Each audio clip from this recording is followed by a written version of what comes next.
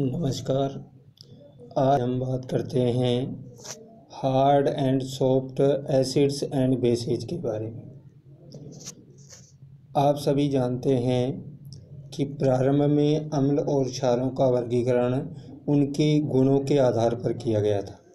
बाद में ऑरेनियस ने जल में दिए गए आयनों के आधार पर अम्ल और क्षार को वर्गीकृत किया गया, जिसके अनुसार वे पदार्थ जो जल में H+ आयन देते हैं वो अम्ल होते हैं और जो OH- आयन देते हैं वो क्षार होते हैं। इसके बाद में लुईस अवधारणा के अनुसार इलेक्ट्रॉन ग्राही जो स्पीशीज हैं वो क्षार होती हैं, जबकि इलेक्ट्रॉन दाता जो स्पीशीज हैं वो अम्ल होते हैं। इस अवधारणा के अनुसार लगभग सभी इलेक्ट्रॉन दाता और इलेक्ट्रॉन ग्राही जो स्पीशीज हैं वो अम्ल क्षार की श्रेणी में आ जाती हैं। बाद में उपसहसंयोजक यौगिकों की में जो लिगैंड और धातु आयन हैं उनके मध्य जो बंध है उस बंध के स्थायित्व और अभिक्रिया की संभावना जो है उसको बताने के लिए 1958 में आयरलैंड चैट और जो डेविस है उसने धातु और लिगैंड को दो अलग अलग श्रेणियों में विभाजित किया, दो वर्गों में विभाजित किया, जिसमें एक है समूह ए के धातु आयन व लिगैंड और दूसरा है समूह बी के धातु आयन और समूह बी के लिगैंड्स। इनके अनुसार समूह ए के जो धातु आयन हैं वो क्षारीय धातुएं, क्षारीय मृदा धातुएं और निम्न उच्च ऑक्सीकरण अवस्था में प्रथम संक्रमण श्रेणी की जो धातु आयन हैं वो समूह ए के अंतर्गत आते हैं, जिसमें H+, Be+2, lithium plus, sodium plus, magnesium +2, Fe+3, titanium +4, cobalt +3, chromium +3 जैसे जो धातु आयन हैं उनको समूह ए के अंतर्गत रखा गया। वे जो लिगैंड समूह ए के धातु आयनों के साथ बंधन को वरीयता देते हैं उनको जो है समूह ए के लिगैंड कहा गया। ये जो समूह ए के जो लिगैंड हैं इनकी धातु आयनों के साथ समूह ए के साथ बंध बनाने की जो संभावना है, प्रायिकता जो है वो इस क्रम में होती है। जिस लिगैंड में नाइट्रोजन दाता परमाणु होता है वो सर्वाधिक बंध बनाने को प्रयिकता देता है, उसके बाद में सल्फर, आर्सेनिक और एंटीमनी। ऑक्सीजन दाता परमाणु वाला जो लिगैंड है वो समूह ए के धातुओं के साथ प्रबल बंध बनाता है और जैसे जैसे इस वर्ग में नीचे जाते हैं तो समूह ए के साथ बंध बनाने की प्रायिकता जो है या स्थायित्व जो है वो कम होता जाता है। जैसे ऑक्सीजन के बाद में सल्फर, सेलेनियम, टेलुरियम। इसी तरह से हैलोजन जो हैं उनकी भी बंध बनाने की जो समूह ए के धातु हैं उनके साथ वरीयता होती है। फ्लोरीन सर्वाधिक मजबूत बंध बनाता है, फिर क्लोरीन, फिर ब्रोमीन और उसके बाद में आयोडीन। इस प्रकार जिन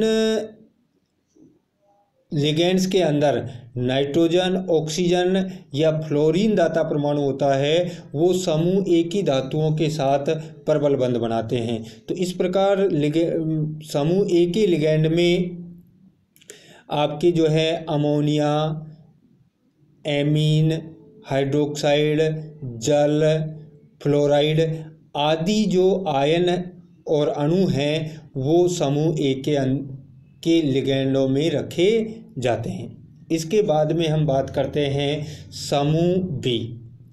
समूह बी में भारी जो संक्रमण तत्व हैं उनके निम्न ऑक्सीकरण जो अवस्था में धातु आयन हैं वो समूह ए में रखे जाते हैं।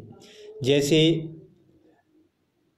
Ag+ है, कॉपर+ है, मरकरी +2 है, पैलेडियम +2 है, प्लेटिनम +2 है, आदि जो धातु आयन हैं वो समूह बी में के धातु आयन कहलाते हैं। इन समूह बी के धातु आयनों के साथ बंध बनाने को वरीयता देने वाले जो लिगैंड हैं उनको हम समूह बी के लिगैंड कहते हैं। ये जो समूह बी के जो लिगैंड हैं इनकी बंध बनाने की जो प्रवृत्ति है वो फॉस्फोरस समूह बी के धातु आयनों के साथ प्रबल बंध बनाता है, सल्फर और आयोडीन। यदि हम इनकी बंध बनाने की प्रयोक्ता देखें तो फॉस्फोरस की जो है सर्वाधिक और उससे कम नाइट्रोजन और फॉस्फोरस से कम आर्सेनिक और एंटीमनी की होती है। यदि हम वर्ग 16 की बात करें तो वर्ग 16 में सल्फर जो है समूह बी के धातुओं के साथ प्रबल बंध बनाता है, जबकि सेलेनियम, टेलुरियम और ऑक्सीजन जो है दुर्बल बंध बनाते हैं। इसी तरह से हैलोजन में आयोडीन जो है समूह बी के तत्वों के साथ प्रबल बंध बनाता है। तो इस तरह से जो है आयरलैंड, चैट और डेविस ने जो है धातु आयनों और लिगैंड जो है उनको ए और बी समूह में बांटा। बाद में पियर्सन ने समूह ए और बी के स्थान पर जो है नए शब्दों को काम में लिया और कठोर और मृदु जो है वो शब्द काम में लिया। उन्होंने जो है समूह ए के जो धातुएं हैं उनको कठोर अम्ल और समूह ए के जो लिगैंड्स हैं उनको कठोर क्षार नाम दिया, जबकि समूह बी के धातु आयनों और लिगैंड्स जो हैं उनको जो है क्रमशः मृदु अम्ल और क्षार नाम दिया गया। अब हम बात करते हैं कि कठोर अम्ल और क्षार के लिए जो है पियर्सन सिद्धांत क्या है। पियर्सन ने जो है धातु आयन और लिगैंड के मध्य बंध की जो स्थायित्व जो है इसको बताने के लिए एक सिद्धांत दिया जिसे हम पियर्सन सिद्धांत कहते हैं।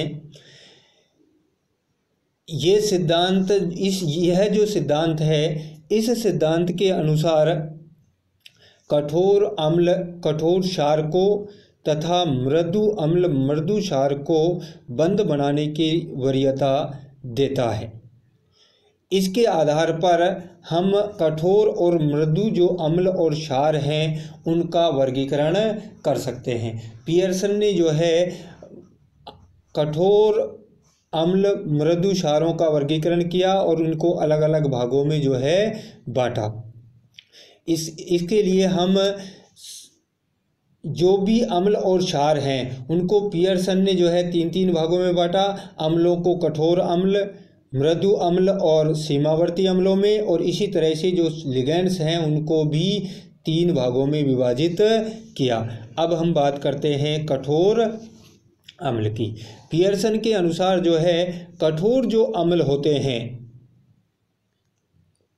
उन कठोर अम्लों की ये विशेषता होती है कि ये आकार में छोटे जो धनायन होते हैं वो कठोर अम्ल की तरह व्यवहार करते हैं। इन पर उच्च आवेश पाया जाता है। ये उच्च आवेश वाले धनायन होते हैं। ये आसानी से ध्रुवित नहीं होते हैं और इनके संयोजकता कोष में इलेक्ट्रॉनों की जो संख्या है वो कम होती है, अर्थात इनके जो है उच्च ऑक्सीकरण अवस्था पाई जाती है।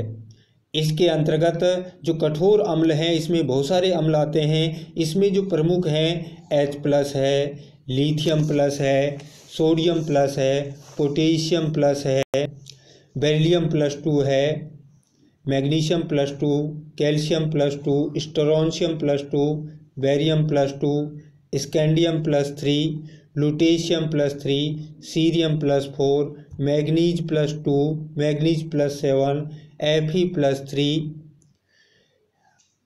CO2, Bf3, BCl3 आदि जो अम्ल हैं वो कठोर अम्लों की श्रेणी में आते हैं। इसके अतिरिक्त जो मृदु जो अम्ल होते हैं, कठोर अम्लों के जस्ट विपरीत जिस जिस प्रकार कठोर अम्ल छोटे आकार वाले धनायन होते हैं, जबकि मृदु जो अम्ल हैं वो बड़े आकार वाले धनायन होते हैं। इनकी निम्न ऑक्सीकरण अवस्था होती है, ये आसानी से ध्रुवित हो जाते हैं और इनमें डी इलेक्ट्रॉनों की जो संख्या है वो अधिक पाई जाती है, जिसमें Hg+2 है, प्लेटिनम +2 है, लेड +2 है, Ag+, Au+, cadmium +2, methyl mercury धनायन, ये जो हैं आपके मृदु अम्लों के अंतर्गत आते हैं। इसके अतिरिक्त कठोर और मृदु अम्ल जो है, इनके अलावा जो है इनके बीच में कोई एक शार्प बाउंड्री लाइन नहीं है। इनके बीच में कुछ जो धातु आयन हैं वो परिस्थितियों के अनुसार कठोर और मृदु दोनों की तरह व्यवहार करते हैं। ऐसे जो अम्ल हैं उनको हम सीमावर्ती या बॉर्डर लाइन अम्ल कहते हैं। जैसे Fe+2 है, कोबाल्ट +2 है, निकिल +2 है, कॉपर +2 है, जिंक +3 है, जिंक +2 है,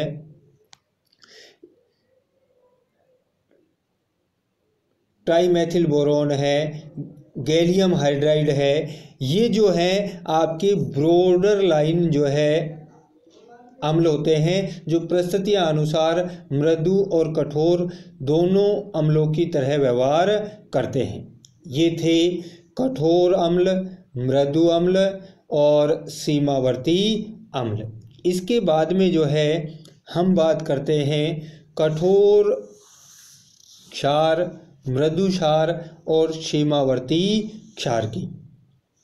पियर्सन के अनुसार कठोर क्षार वे क्षार हैं जिनमें जो दाता परमाणु हैं, हमने जो है अभी थोड़ी समय पहले पढ़ा था समूह ए के लिगेंड्स, और समूह ए के लिगेंड्स के बारे में हमने पढ़ा था कि जिनमें जो है नाइट्रोजन, ऑक्सीजन, फ्लोरीन जैसे दाता परमाणु होते हैं, वो समूह ए के लिगैंड होते हैं, और समूह ए के जो लिगैंड हैं वही कठोर क्षार होते हैं। तो अगर हम नाइट्रोजन, ऑक्सीजन, फ्लोरीन पर विचार करें तो इनका जो आकार होता है वो छोटा होता है।